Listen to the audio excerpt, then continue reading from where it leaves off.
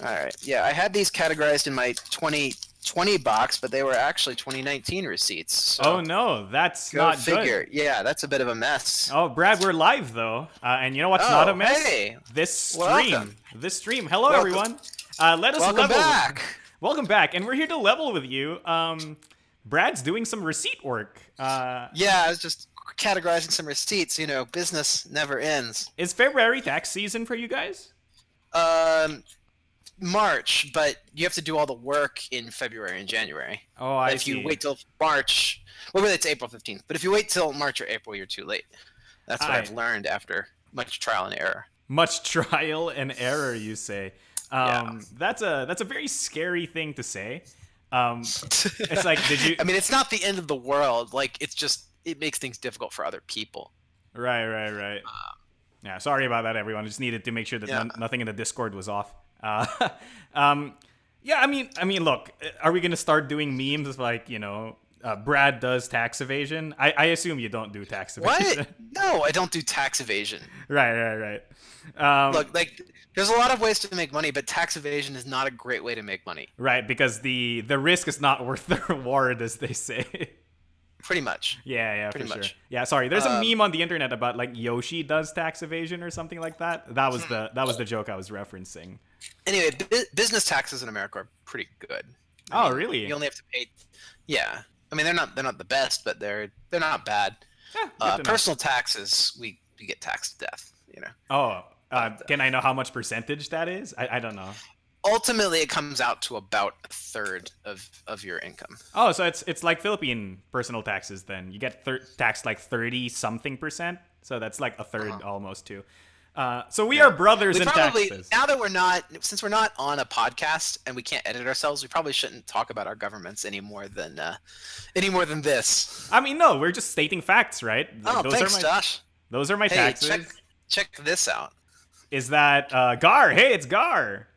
This is one of the metal plate prints, the collector's prints from BattleCon Unleashed. Ooh, that's fancy. This is Gar was our test print, so you can see how she looks. Is there a back? So shiny.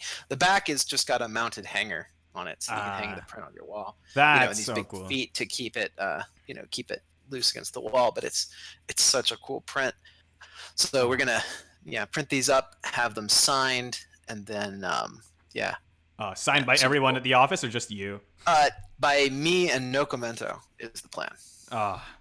Whoa, wait. That's what we promised on the Kickstarter. So how are we going to get everything to Noko?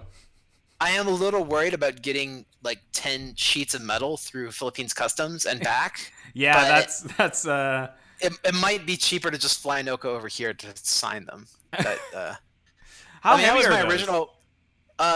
It's probably like 1.5 pounds, 2 pounds. Oh, it's lighter than Catherine. It's like this is like, I love that when you become a dad, everything is now weighed in babies. It's like this is in babies, yeah. This is like half a Catherine. This is 2 Catherines. Has that caused... it's a sliding scale because it keeps changing. Yeah. Because Catherine gets bigger over time. This is insert joke here about Americans and their units of measurement. I saw a news article that was like, there is now a large boulder in the middle of the highway the size of a large boulder. I'm like, okay. That's very useful information. But regardless, welcome to the Level With Us Livecast. We're here to talk to you about all things. Quite the preamble. Yeah, quite the preamble about unit measurements and taxes. But I want everyone to know that this is still a show where we talk about things level 99 games or otherwise. For this episode, we're going to be talking a little bit about Imperial, mostly because I have some stuff to say about Imperial. I'm really excited. Excellent. Right. Well, tell us. Oh, now? Oh, wow. Yeah. Okay, I need to contain a bit of my excitement. So, for people who don't know, we actually have a Imperial group, Facebook group, where we kind of do some Imperial discussions and stuff like that. We also have an Imperial channel on our Discord. So if any of our fans are watching, please link that to the chat if you could. Brad, maybe you can, because I can't link. I think, I don't think that we can, or I don't think users can post links. Right. And so I don't have I don't have YouTube open to read the comments. I'm just talking to you. It's okay. Yeah. It's okay then. I look, the fans can wait for those links after the show. Look, the point here they'll be is in the description. Yeah, sure. Aljo Martinez says that the print looks sick. Gutok says that the baby scale checks out. So it seems one more look at that print. This lovely Gar print. So, quick question: are those going to have like? What would you pay for a metal plate Gar print? How much would I pay for a metal plate? What would you pay for what kind of metal is it though? What kind of? The phones are open, friends. You can call now and loan this lovely metal plate print on your wall. Own. You said own. I thought you said loan. No, I'm not loaning it. You're owning it. It's different. It's totally different. I would pay maybe, in the realm of 20. No, not 20. Maybe like $30 for it. I'd pay $30 for that. $30? What? This is metal. This it is me metal. $50 just to produce. This is solid sheet metal. It's metal. Yeah, the production cost on this is $50. That's discounting everything else. Okay. Maybe Marco, you're not a real connoisseur. We'll speak no further of this. Oh wow. You don't know the value of art. That's all I have to say. I mean, look, I am also a garbage monster who lives in the Philippines, so spending. If Noko were watching and also dead, she'd be spinning in her grave. Those are two very big prerequisites for your statement. Okay, killing Noko aside, we have Facebook groups for Imperial. Okay, this is the point. Back to the point. Back to the point. There's a Facebook group for Imperial, right? And there's a guy on the Facebook group who's been doing a lot of great work. I don't think I can showcase it right now because it involves a lot of pre-setup that involves like downloading giant PDFs, and I don't think I have the setup for that right now. Is this like player aids? Or... Right, exactly. So a guy named Jim on the group has been going around essentially making player aids. And the thing about them that I really find really awesome about it is not that they're just useful. They're very useful, right? Because they kind of list down most of the common spell car effects, most of the common specialist effects, and then it even lists down exactly what they do. So like it has the symbology, but it also has like an English translation of like what the heck the symbology means. So so it's just a crib sheet for all of the effects, so you don't have to open your rule book every time. And the really good thing I think that's really awesome about it is that Jim took the time and the effort to graphic design the entire thing. So it has like appropriate like Imperial-esque backgrounds. It has Imperial art on it. Oh man, this sounds really awesome. It is. Yeah. I mean, I'll link it in the show notes after. Can you get it on BGG too? Has it been uploaded to no, BGG files? I don't think so. It's currently on the Facebook group. I'm not sure if Jim uploaded it onto. Well, that would be Jim's decision to upload it to BGG. But exactly. A lot of people, I'm sure, would find it useful on BGG. For sure. It's so awesome. Like he messaged me a few weeks ago asking, he's like, "Hey, Marco, do you have like the full list of spell cards?" I'm like, "Why? Like, why do you need exactly the full list of spell cards all in one place? Aren't they like in the rule books?" He's like, "Yes, but I have a plan," or something like that. I see. So this is the fruition of that initial query, and it's been such a wonderful thing to see all of these files made for Imperial. So usually, I feel really excited about this because usually this stuff gets done for Exceed and BattleCon, but when I see Millennium Blades or Argent or Imperial, any of our other games getting a similar kind of thing, I feel really good about it because those kinds of games are also kind of hard to make content for, you know what I mean? Because in BattleCon and Exceed, you can just make a custom out of your, like you can pull a custom out of your pocket, right? But for Imperial and for all of that stuff, it's like making player aids that are fully graphic designed and like it looks good. Like we could print it, put it in our game, and say that we made it. Like it's almost that good. But that level, huh? It's about that level. Of course. Jim is Imperial Customs a thing? Like, do I need to release the like the captain placard design file so that people can make their own custom captains? Actually, wouldn't that be awesome? Maybe. Just saying. I mean, people have been yeah. So I have an Imperial question for everybody because I've heard this a couple times in a couple places, and I'd love to know what people think about it. But if we do a second edition of Imperial, How would people like to have an Imperial Coach Class edition that comes with cards instead of punch boards and costs like $50 instead of 90? When you say Coach Class, it's kind of like a portable version of Imperial. Like this is the small box Imperial. it's like the reverse deluxe edition. Yeah, it's the undeluxeified edition. That would I guess what would you, but it's already you can't have a, is it a D deluxe or is it a I guess it's a redux. It's a redux. It's I think Imperial Coach Edition sounds really cool though. Yeah, Coach Class Edition, yeah. Right. Maybe. Yeah. So chat, what do you think? Let me read through some chat and see what they say. The player aids are on BGG, Josh says. So there you go. Jim's player aids are on BGG, so you can check them out. Oh gosh, they're really sorry. I just have to emphasize how good they are, how awesome they look. Oh my god, the amount of effort that went into them is really amazing to me. I've been hearing a lot of great buzz for Imperial so far. I don't know if that's because people only tell me what I want to hear or if there really is good buzz everywhere. But I looked on Reddit, and I feel like that's pretty unfiltered, and everyone was saying great things about it. Yeah, there was a Reddit post about it and talking about how much they enjoyed the game, and mostly that I believe one of the posts said something along the lines of like, I was skeptical about this game because he was like one thing about Imperial is that it's a game that looks way more imposing than it actually is. You know what I mean? Yeah, when we broke out our office copy the first time, Josh was like, "Yeah, this thing was like lightning. It moves." Right, and, exactly. And I've heard that a lot too. Like people expect it to be a Twilight Imperium type experience, but it's really closer to Ticket to Ride in terms of in terms of playtime. There's the actions really snap along.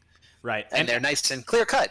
Yeah, it's mostly due to the design of the game, wherein really you only ever have to do one of two things during your turn. It's just that those things kind of cascade into different things. So the decision space isn't really a big problem, right? It's like it's one of the things that Imperial does really well is that there is a huge amount of decisions to make, but the game gates them in such a way that it's very clear, like the several decisions you have, which ones you really want to do from a strategic standpoint. Yeah, right. For sure. One thing I talk about a lot when I'm doing design blogs or in just in general design talks, like it's possible to have a lot of choices that don't matter, and really you have to balance both these things. You have to have a large decision space, and you have to make it so that players can identify and make their decisions by strategy and not by tactics. Right. Tactics being, do I place on this square or that square? Strategy being, do I want to go for the red cities or the blue cities? Right.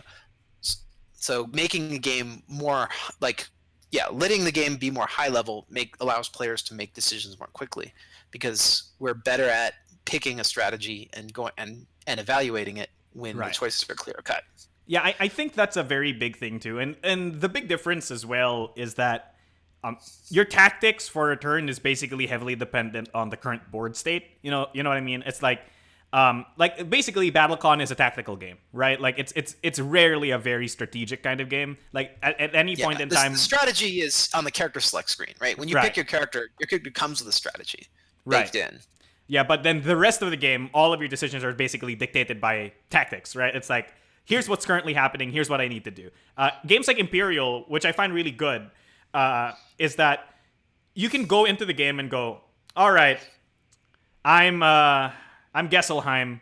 We're being jerks this game, and that's what you do. You're a jerk the entire game, and you take the actions that allow you to be a jerk. And by being a jerk, I mean you lay down wasteland. You put wasteland everywhere, and you block everything off. You just surround cities with trash. Have you ever done the thing where you use Gesselheim to literally corner off half the entire map to everyone else? Yeah, you just quarantine part of the map, and then like you have your own slice of the world. And it's like, absolutely. So this entire island, half of this island is now mine. It's you feel like such a villain while doing it. Man. I love Gesselheim. It's my favorite faction in Imperials. No. I'm really looking forward to the the Metros too. Well, I say looking forward to. I really love the way the Metros turned out and the way they look. And I showed you the posters last week, but we're even talking about doing some other Metros. We showed off one on our holiday card this year. I wonder if I still have it here. Oh, well. Like this is another Imperial Metro art that is planned for the future in some capacity. Is that a skull train? Yeah, that's one of the Afterworld trains. Oh, that's cool. Yeah, this is one of the Afterworld trains, and it's in the Northlands. See, is that sheet metal? This is not sheet metal. Okay. I'm really bad when it comes to understanding how materials. I'll give you this one for $30, Marco. Okay. So people are saying Caboose edition. John Henry edition. I don't know what John Henry edition means. John Henry is the legendary like rail driver who won the contest with a steam locomotive in like the early railway era America. Wait a minute. Okay, wait. The Legend of John Henry, right? So he was what is it? Yeah, they were digging like railway tunnels. Okay. And anyway, the foreman got a steam digger, and they were gonna lay off all their workers for the steam digger, and John Henry's like, I'll prove that I can, a human can beat the steam digger, and so he, on his own, dug through the mountain faster than the steam digger. What a legend! According to depending on the telling, he worked himself to death in the effort, thus becoming an immortal legend. But different tellings. I see. So this is that weird slice called like American folk mythology, right? Like this is yeah. He's in the same category with like Paul Bunyan. Paul Bunyan is he the giant lumberjack guy? Yeah, the giant lumberjack. Okay, I get it now. Yeah. See, I'm not really like classic Americana.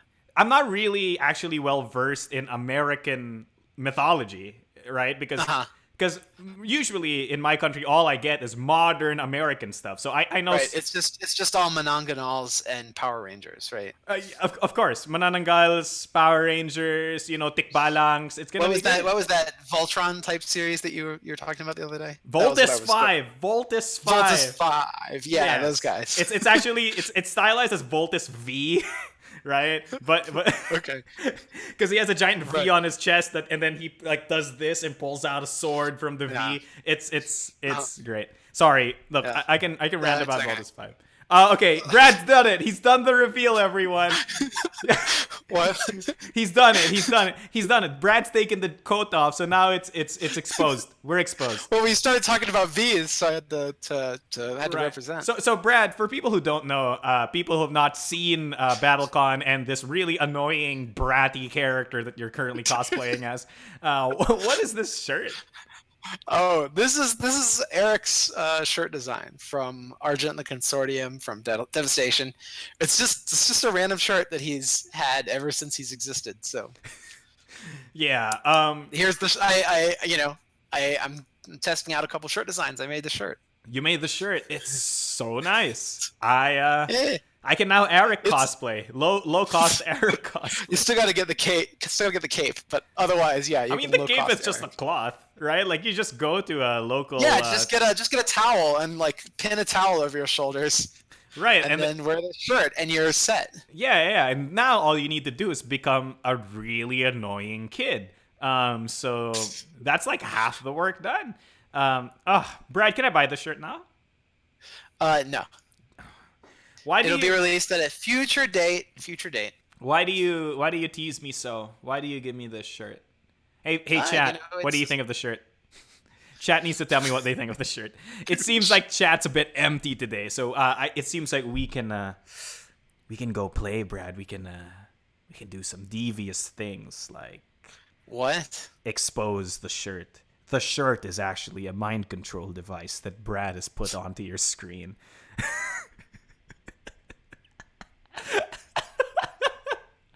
I'm doing it as hard as I can, Marco. Are you sure, Brad? That's not even a face bomb anymore. You're just bashing your own. Well, I don't want to hit myself in my glasses.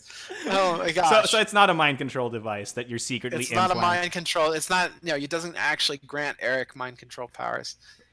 Brad, also Eric's like 16, 17. He's not that Wait, I thought he was much. 19. Whoa. I don't remember. You'd have to ask Julian. Right. I thought he was 19 But and point is, he's not like 12. Yeah, he's even not. Though some of the art makes him look that young. No, I'm saying that he doesn't look 12. He acts 12. There's a difference. Yeah, maybe. Right. Anyway. Brad, sorry. So you've got an Imperial onto your table, right? How was it? Like, who'd you play? What'd you play? Oh, I say, I did not get Imperial to the table. I haven't been to game night in the whole month of January, unfortunately. Oh, wow, why?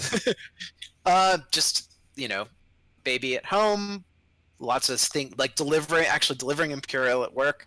It's just been a rough, busy month, so I haven't really gotten to play many games. I had the prototype of Imperial from the factory, which I played.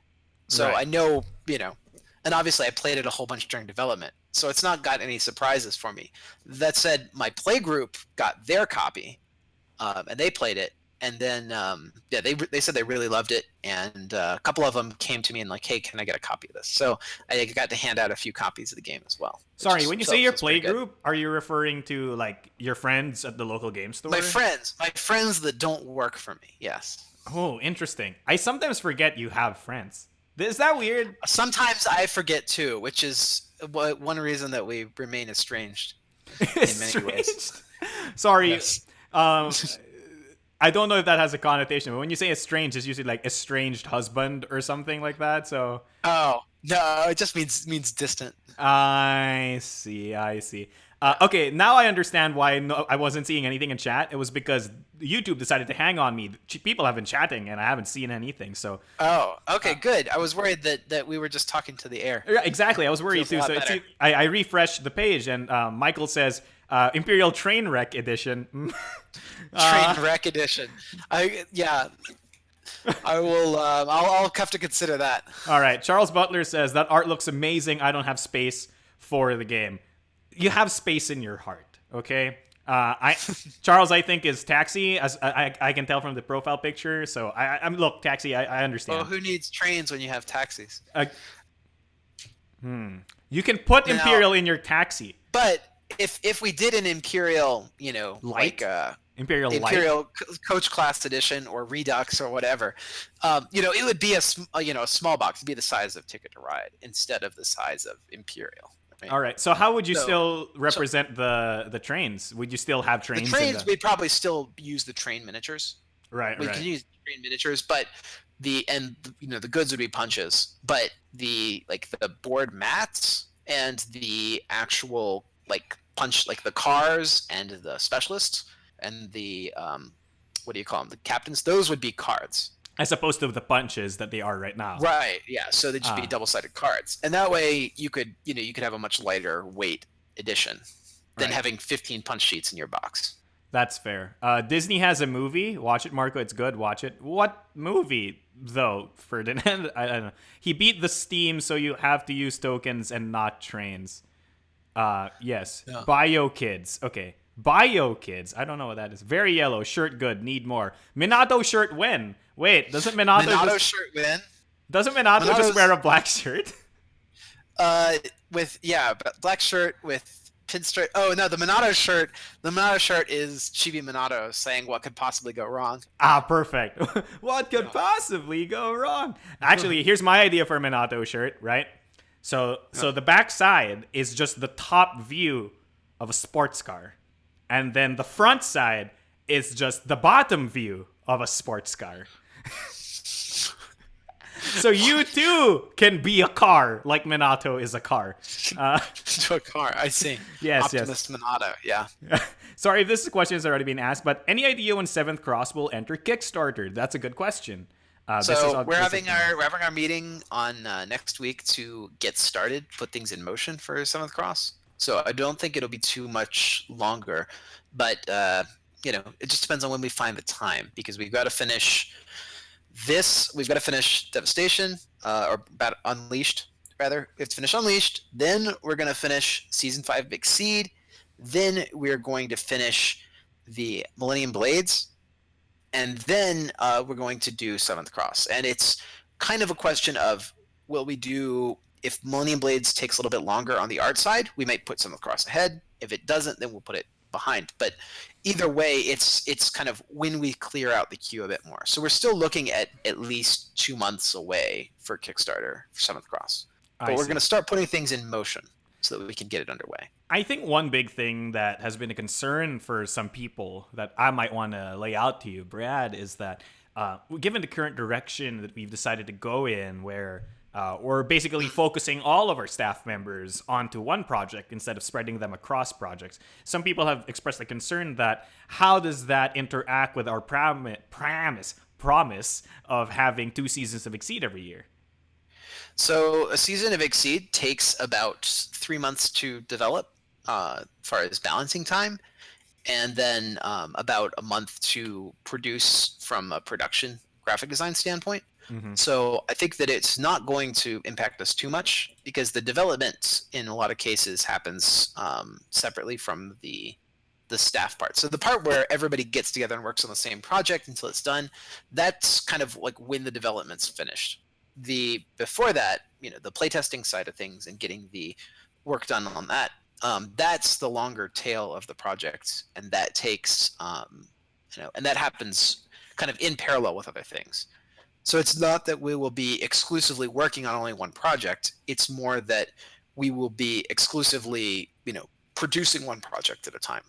Oh, so it's about production as opposed to just like... It's more about production, yeah, than it is about development. And I think also part of it is that a big thing that I want to also mention here is that a lot of people have expressed that concern because not only do they think that we drop all the other projects and don't do any work on them, right? But they also think that it will take us just as long to make the one game as we used to, like a year ago or 2 years ago. They're like, it's taken you this long to get season 5 up. Like, how do you think you're going to be able to do it without doing it in parallel? And I think the point that I'm trying to make here is that if all of us are working on it, it shouldn't take that long anymore. Absolutely. That's a big part of it, right? And especially with the Shovel Knight season, right? We spent I think 8 or 9 months developing that. And it was really because we handed it off so many times. Somebody get pulled away to a different project, or something else would come up in the middle, or we'd have some other project that we needed to drop everything to pull people over to. So it's the point is to eliminate that kind of waste and to just do it until it's done. Right. And a big part of that will also be streamlining the development side. Part of I guess I'd say part of Exceed is the engine. The part that remains the same from season to season that carries between, but part of that engine is also our development process, which we're going to be working to refine further. And the more refined our development process, the quicker we can get things done. The less heuristic testing that we need from players, and the more that we can do, more that we can intuit. Right. Like we know things like, hey, don't make an attack that's speed 9 and it's not a super or something. Right, because that's just going to be a mess. We have those kind of understandings that we didn't have maybe back in 1. Yeah, and I think one big thing here is that even more than before, right? So we did this playtesting reformation thing where we were basically saying, hey, we're doing more in-house development before giving it to everyone, right? So that we don't get that thing that happened before in the Shovel Knight thing, wherein it was just like we keep changing the character's design midway through testing. It's actually sped things up a lot. Right. Season 5 got done much quicker because we had our agile group, this strike team, testing things very rapidly, whereas the majority of playtesting, the big open playtesting forums, move a lot slower. Right. And that's mostly because the open testing is really for essentially catching the strike team's mistakes. Because sometimes the strike team becomes very insular. So everybody in the strike team comes out with this one card that's 7 paragraphs of text on one card, and they're like, it's perfectly fine. And then everybody else says, no. That said, I do have to give a shout out to Daniel Ziegler, Tyrion, who's been doing season 5 development for us and has really led the season in a great way. He's done a great job with it. I was playing season 5 all last week, and I've really enjoyed it. So I think that it's going to go well. Right. That's pretty nice. I am looking forward to taking more of a leadership role in season 6. And it'd be Right. nice to get back to Exceed again after being absent for 2 seasons. Gosh, Brad, we're live, right? And that's very scary Yeah. for me because I almost said what season 5 and 6 were. I was Yeah. almost on the precipice of it. Oh, we gotta be more careful, Marco. There's no edits. Yeah, no edits. No edits on this bus. No edits on this bus. Okay, so let's go over some chat for now. Alex Rayon says, "I'm ready to throw my life savings at 7th Cross." Okay, yes, we appreciate the support, but don't throw your entire life savings at 7th Cross. I don't like, unless you're a distributor or something. I don't think you'll be able to, because the product we're looking at is closer to like $100. So it's like Millennium Blades. For well, it's really closer, probably closer to Exceed. I mean, I haven't gotten quotes on the exact specifics yet, but I'm hoping that the base game is going to be something like $60-$70, and then the individual castles will be in the 30 to 40 range. Right. So the idea is you get the base game, and then you pick up like the individual castles for it, and those are, full playable modules with, complete stories, additional unlocks, their own challenge modes and campaigns and multiple endings, et cetera, et cetera. Basically, each one's a full campaign in and of itself. And we're going to launch with probably 3 of those campaigns. The one that's included in the base game, and then 2 others.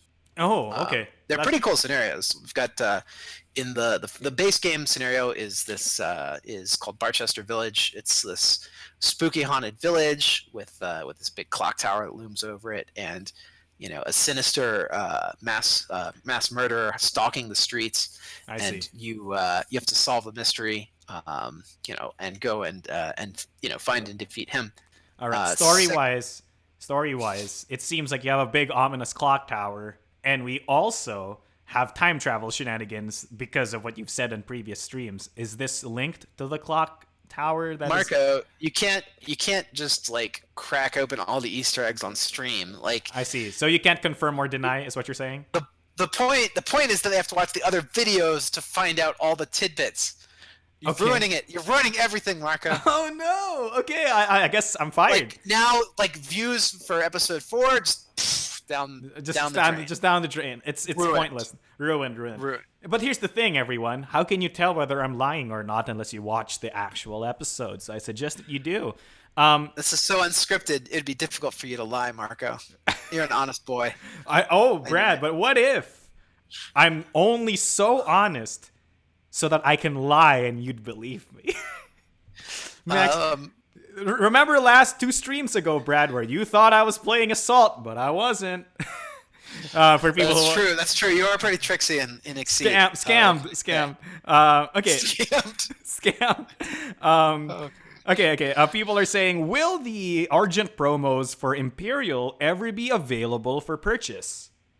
Yes, eventually. Oh. They're not available. So I guess one of the things in Imperial, there are some extra promo cards for Argent, and in the expansion, there are some extra cards for Pixel Tactics. Right. These bring the the characters from Imperial to Pixel Tactics and to Argent. Those cards will be available eventually as promotional packs. At the moment, they're only available through Imperial. Right. So if you want to get some extra characters for Pixel Tactics and for Argent, you better buy Imperial. Fun fact, if you like/hate the Pixel Tactics cards, well, I designed some of them. So didn't you design all of them? Oh, actually, yes, I did design all of them. So if you hate them, sorry. But if you hate them, I didn't actually. But if you love them, then yes, I did. I deserve all your praise and your glory. This is a really good question from Michael. Does season Shovel Knight of Exceed count as a 2019 season or a 2020 season for the purposes of rotation? It is the 2020 spring season for the purposes of rotation, and it's the first season of rotation. So we're going to have so with this, Red Horizon is dropping out of rotation. Right. Mainly, and in the future we want to keep like the past 2 years of Exceed products available. So we're going to keep 7th Cross in when we introduce Season 5. Mm-hmm. So there will be 4 seasons available. It's just that Red Horizon wasn't holding up very well to tournament standards, and so I feel like it's better to rotate it early because the product's getting harder and harder to find. Right. Makes sense. So that means after when we release season 6, Seventh Cross rotates out. Is that? Yes, that's the idea. Okay, that's the idea. So at any given point in time, there will be around 4 seasons of Exceed, and there's a lot of kerfuffle about this, especially on the community, where they're like, "Oh, what happens if once Street Fighter rotates out? Are all the seasons just going to be hard and complex and complicated now?" And like, hopefully, the answer is that whenever a season rotates out, hopefully there's already another season in there, or the new season is a season that replaces the niche that the season that's rotating out is. And I think that we're gonna make season 5 is a little bit more on the complex side. It's varied. Some of them are quite straightforward. Some are a little more complex. It's gonna be akin to it's like a season 2, right? It's like a season 2 in terms of complexity. I'd say it's probably closest to Seventh Cross. But season 6, we're gonna try and tune that down a bit more and make season 6 a lot more straightforward. We're also talking about a few global changes too that could help to improve the gameplay. Scandalous. And that's last week we spent a lot of time talking about global changes. We could talk about some of these live. All right. Do people want to hear about thinking about?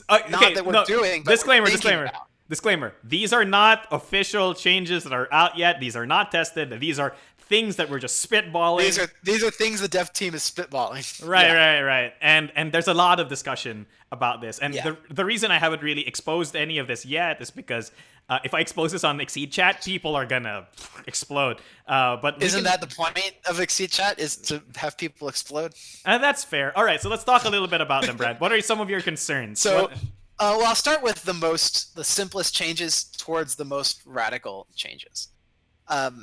So simple changes, for example, would be like we experimented with force specials. They show up in season 4 and in season 5. We are probably going to drop those going forward, just because they create a lot of fiddliness with invalidation and with wild swings. The ability to cancel out of wild swing force specials, even when you could pay for them, is a design space that maybe adds something but maybe doesn't. It's one of those very technical issues like damage on the stack in Magic the Gathering. Right. I think it's one of those things wherein the only people who really appreciate it are the high-level players, but the amount of overhead you need to understand for that mechanic isn't worth the extra utility the high-level players get. Does that make sense? Yeah, it's a bit weird in that sense, because there's a lot of things in Exceed that 80-90% of the players wouldn't even realize disappear if we got rid of them. But then all the high-level players would basically burn us on a stake for removing. You know what I mean? It's kind of weird, because it's kind of like a balancing act, wherein a lot of the high-level players will say that, if you remove that, then this matchup and that matchup and this matchup and that matchup. But at the end of the day, it's like, but is it really helping the game? I mean, yeah, at the end of the day, matchups change when you change global rules. They don't, the game doesn't fall apart. We didn't build our house out of glass. We can change a few little things. And we have changed a few little things here and there over the course of Exceed's life. So for another thing, which I think is likely to happen, but hasn't happened yet, but perhaps by the time season 6 comes out, when you exceed, pay 1 additional gauge to take another action. So you can exceed at cost and end your turn like normal. But what we found is that exceeding is often pretty negative tempo-wise. Yep. Players just can't afford to leave themselves open at for that critical moment. Mm-hmm. So a lot of characters started to get these kickers where, when you exceed, do X. When you exceed, do Y. And it makes sense for a couple characters, say like Lucia, whose whole gimmick is around exceeding to transform all of your gauge into hand and so forth. Yeah, right? And damage and etc. Yeah. Yeah, so some characters have that kind of gimmick, and they don't have to go away. But a lot of characters are just, when you exceed, close to and strike, because otherwise it's tempo bad. Right. So rather than covering all of those cases on a 1-by-1, character-by-character basis, we can just make the exceed modes maybe half a step cheaper and make and then if you want to spend one more gauge, you can go you can take another action of your choice, so a little bit more flexible. Right. This And might the be a reason, change that gets implemented. We're not sure when we would implement a change like that. It's a change that I actually really agree with, because for people who don't know, when I play Exceed, I never exceed with my characters, which is really ironic sometimes, because the game is called Exceed, so you would expect to do this thing that's called the mechanic, right? Yeah. But yeah, so I really appreciate it. We might need to pick when we release that, right? Because certain characters, if they got their Exceed kicker and the ability to spend one extra gauge to get an extra action after that, might break them. I don't know, but we pick our timings, right? We just need to pick the correct time to do it. So yeah. And then the last change that we're discussing is some kind of global nerf to Wild Swings, and we haven't really figured out what it would be or what shape it would take. Yeah. It might be. I mean, it might be as simple as -1 speed. It might be as complicated as spend 1 force. I suggested something like -1 or 2 power, right? So that the Wild Swing can beat an attack. It's just not going to be as effective as actually committing that attack in the first place. Right? we want to have the risk of failure. We want something that gives you the risk of failure, but that doesn't make it, degenerate. Where I accidentally won the beat, even though you had perfect positioning and spent 4 gauge.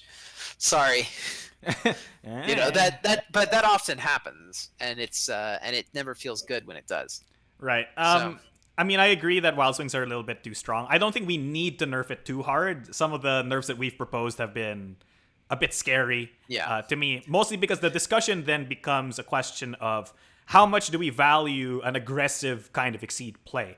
And this is a really big question that comes up a lot, because basically Exceed is the most fun when people want to interact with each other, whether that's through striking or boosting or blah, blah, blah, blah, blah, blah, blah, right? And the problem becomes that if you make Wild Swings too weak, then if you run out of cards, becomes non-interactive. Right.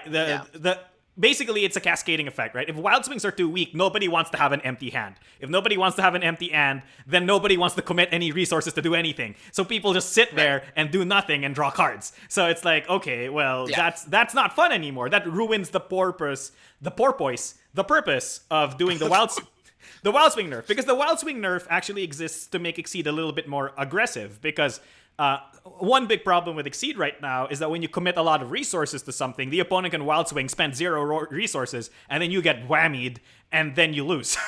So that's part of the problem, right? So I think it's a very tenuous thing. We are not sure exactly what kind of change we would make to Wild Swings, but I'm very passionate about Wild Swings, not because I think they're the only way to play, and if you nerf it, then none of the characters will work. But I just think it's very dangerous to nerf them, because a lot of characters and a lot of people we have to respect what they add to the game, right? Because they add a lot. Make any change, and that's something that's important that we don't want to forget about. But anyway, we've been talking a lot about that, and we said we were going to talk about Imperial. So I hope that our fans at home aren't feeling like we got off topic and lost the thread. No, don't worry about it. Don't worry about it. Yeah. People are talking about. Okay, so they think that change 1, maybe change 2 is very interesting for tempo, and change 3 nerf Wild Swings. No, don't nerf my Wild Swings. I mean, that's that's always the reaction when the nerf bats come out. So right, you gotta take it. You have to face forward, and that's what I always say about these games, is that especially with Exceed, we face forward. We keep looking at continuous improvement to the game's engine, and and that'll continue forward. But I don't want to dwell too much on should we not. These are decisions that'll be made once we have all the data. Right. And there's really nothing more to do except make alternate suggestions that we can collect data on. So if you have a great idea for how to fix Wild Swing, tell Marco about it. Right. Oh, Michael Condon suggested something that none of us have even suggested internally. What if when you Wild Swing, the opponent gets more power? So it's riskier to Wild Swing. That's interesting, and that's actually really interesting too. I like it. I wonder, because there's a delicate balance of every strike generates about this much swing in the game. Right. That if you start handing out power buffs versus if you start handing out power buffs willy-nilly, the game can get very short. Right. And we want to make sure that we're respecting that timeline, but it's not an unreasonable thing. Right. I think it's a very interesting change that could be explored. So thanks, Michael. That's a really awesome suggestion. Somebody said big change. No, my Dan. My characters, Dan. yeah. Any character that is actually like based around the mechanic, would get some kind of exception. If we make a change like that. Obviously, we don't want to ruin the balance of characters like Dan or Imogene. It's really funny because when you proposed this change and then you were talking to me and said, characters like Dan would then need to be changed so that their gimmick isn't invalidated. And I'm like, oh, Brad, optimal Dan barely wild swings. And you're like, oh. This is where design ends and development takes over. All right. Well, Marco, we're getting to the end of our time. Right, we are. 15 minutes over. Remember, this is only a 30-minute show. Well, it's a 30 to 45-minute show, right? So we're at. Well, I mean, it's a 30-minute to an hour show technically because you keep running over, but it's really on paper a 30-minute show. Really? Okay, then we should end this show before we keep talking about these wild swing changes. Before I rant about Dan again. So thank you everyone for leveling with us. Hopefully you enjoyed this Imperial/Exceed talk. Hopefully you all have some juicy tidbits. And again, if you want to see Jim's awesome player aids, they're on BGG. They're on Facebook as well. So I highly recommend them. I haven't gotten them to my table yet, but they're, oh my gosh, I'm so excited. Like when I get my Imperial, I'm going to print these things. I'm going to freaking laminate them. It's going to be great. So thank you everyone for watching. As usual, it's been me, your host, Marco DeSantos, also known as the 15 minutes late Filipino time boy. And with me has been the ever amazing. Honestly, 15 minutes late. Yeah, honestly, too honest, 15 minutes late time boy. And with me is the easily scammable president. Scammable, short-wearing president of Level 99 Games, Brad Talton. Thank you guys so much for joining us today. It's been a blast hanging out with you, Marco, and hanging out with all the fans. Thank you. And we'll see you again next week. But one thing I want to say. Right. We're preparing now for next week's show. So if you have topics you want us to address, put them in the comments, contact Marco by a PM or whatever else. Like, we want to talk about what you want to talk about. Exactly. So rather than hearing me and Marco rant about Exceed cheese and scams and whatever else, you can just have us talk about what you want. And that's the whole point of this show, really. Right. So I hope you'll leave us some comments. So please put it in the comment section down below. Do not DM me. I don't want to wake up with like 20 messages from different people on my DMs that Do you really believe 20 people will contact you and say, I want you to talk about this in the next level with you? It could be 20 individuals. Because I think that would be awesome if 20 people cared enough to contact us. But I mean, that's unfortunately nobody ever calls. Oh, Brad Senpai. But seriously, the point here is that I don't want to. I want people to write in the comments so that other people can see it too, right? So that they can also comment on whether or not they like that topic, right? Because if it's just me who sees your topic, that's great and all, but it's like the point here is discussion, right? We want the community to get more involved with each other, so please put it in the comments down below. So I'd like to say thank you, World of Indians. Thank you. Good night. Good night, and happy gaming. Happy gaming. Don't forget your special action. Oh, yeah, don't forget your special action. Wait, what's the Imperial version of that? Your switch action. Don't forget to administrate. Wait. Thank you, everyone. Wait, oh, yeah. Don't forget